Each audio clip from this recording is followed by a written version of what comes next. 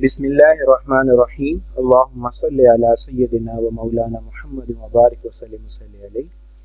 M اے اردو لسانیات کے پرچے کے ایک اہم موضوع لسانیات کی اقسام کے ساتھ آپ کی خدمت میں حاضر ہوں۔ میرا یہ ویڈیو لسانیات کے ابتدائی طلباء کے لیے ہے۔ سینئر اسکالرز اور اساتذہ سے گزارش ہے کہ اگر کوئی غلطی پائیں تو ضرور اصلاح فرما دیں تاکہ اسے درست کیا جا سکے۔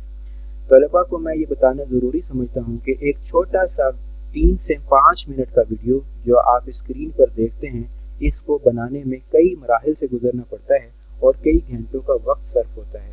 لہٰذا اس ویڈیو کو بہت توجہ سے سمجھنے کی کوشش کیجیے گا۔ اگر یہ باتیں آپ کو کسی موقع پر بھی فائدہ دیں تو ہماری محنت کامیاب ہو جائے گی۔ لسانیات کی اقسام پر بات کرنے سے پہلے ہم لسانیات کی تعریف دیکھتے ہیں۔ مختلف ماہرین لسانیات نے اپنے اپنے انداز میں لسانیات کی تعریف کی ہے۔ تو گلیسن کہتے ہیں لسانیات ایسی سائنس ہے جو زبان کو اس کی داخلی ساخت کے اعتبار سے سمجھنے کی کوشش کرتی ہے۔ انتہائی سادہ سی تعریف ہے، لسانیات ایسی سائنس ہے جو زبان کو اس کی داخلی ساخت یعنی اندرونی بناوٹ کے اعتبار سے سمجھنے کی کوشش کرتی ہے۔ اس کے بعد ایک جامعہ تعریف ڈاکٹر خالد خٹک صاحب نے کی ہے۔ وہ کہتے ہیں لسانیات وہ علم ہے جس میں کسی زبان کا مطالعہ سائنسی بنیادوں پر کیا جاتا ہے۔ اس کے ذریعے سے زبانوں کے قواعد کے پیچیدہ مسائل پر بحث کی جاتی ہے۔ کسی زبان کی گرامر کو سمجھنے کے لیے دراصل ایک مکمل علم موجود ہے جس کو زبان کا علم یا زبان شناسی کہتے ہیں۔ انگریزی میں اس علم کو لنگوسٹک کا نام دیا گیا ہے اور اردو میں اسے لسانیات کہتے ہیں۔ اب ہم لسانیات کی اقسام کی طرف آتے ہیں۔ جدید دور میں لسانیات کی اہم اقسام یہ ہیں۔ نمبر 1 تاریخی لسانیات جسے ہم ہسٹوریکل لنگوسٹک کہتے ہیں۔ نمبر 2 عمومی لسانیات یا توضیحی لسانیات۔ عمومی لسانیات کو ہم جنرل لنگوسٹک اور توضیحی لسانیات کو ہم ڈسکرپٹیو لنگوسٹک کہتے ہیں۔ اور نمبر 3 اطلاقی لسانیات یا اپلائیڈ لنگوسٹک۔ اب ہم ان کی تعریف دیکھتے ہیں۔ تاریخی لسانیات ہسٹوریکل لنگوسٹک جیسے کہ اس کے نام سے ہی ظاہر ہے، تاریخی لسانیات زبان کی ابتدا سے آج تک اس کی زندگی کی جملہ منزلوں کا موازنہ کرتی اور اس کی عہد و عہد تبدیلیوں کا سراغ لگاتی ہے۔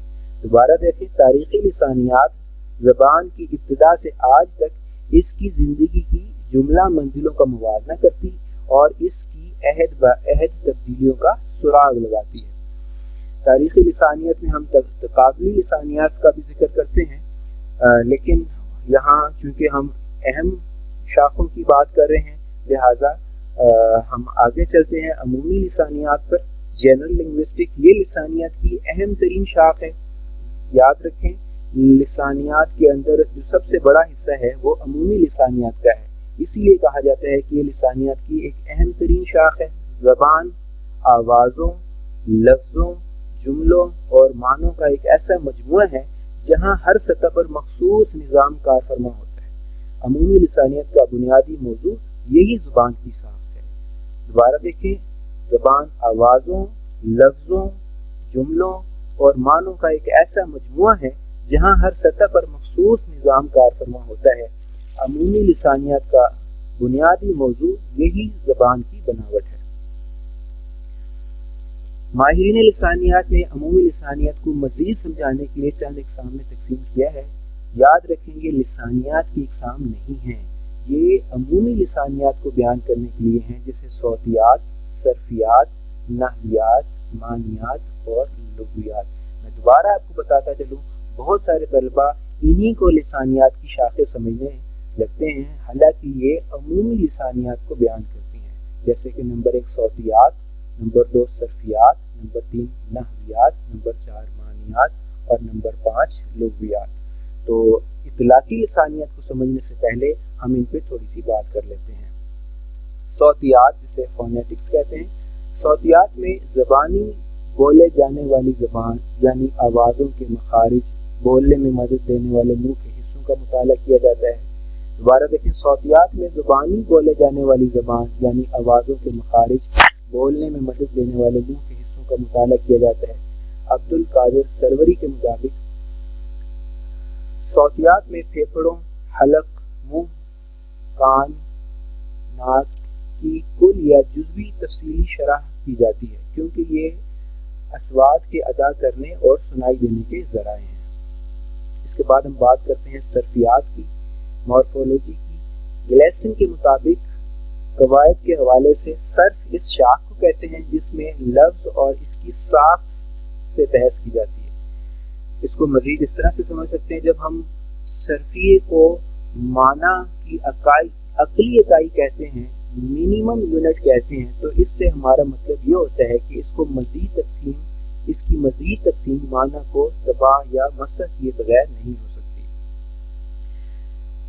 اس کے بعد ہے نحویات سینٹیکس جسے ہم کہتے ہیں۔ نحویات میں لفظوں کی فکروں میں اور فکروں کی جملوں میں ترتیب و تقسیم اور ان کی مطابقت کا مطالعہ کیا جاتا ہے۔ دوبارہ دیکھیں، نحویات میں لفظوں کی فکروں میں اور فکروں کی جملوں میں ترتیب و تقسیم اور ان کی مطابقت کا مطالعہ کیا جاتا ہے۔ جدید لسانیات میں بھی نحو کا موضوع جملہ اور اس کے اجزاء ہی کو قرار دیا گیا ہے۔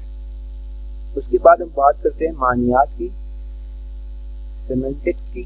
معنیات میں لفظوں اور جملوں کے مفہوم سے بحث کی جاتی ہے۔ یاد رکھیں، معنیات میں لفظوں اور جملوں کے مفہوم سے بحث کی جاتی ہے۔ الفاظ کے معنی ہر دور میں بدلتے رہتے ہیں۔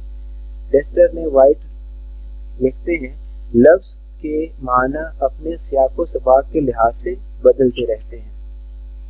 اس کی مثال میں اس طرح سے دے سکتا ہوں کہ ایک لفظ سیاق و سباق کے حوالے سے الگ الگ معنی پیش کرتا ہے۔ جیسے اولاد اچھا کام کرے تو والد فخر سے بتاتا ہے کہ عبد الرحمن میرا بیٹا ہے، اور اگر خدا نخواستہ وہی باعث شرمندگی ہو تو والد کہے گا عبد الرحمن میرا بیٹا ہے۔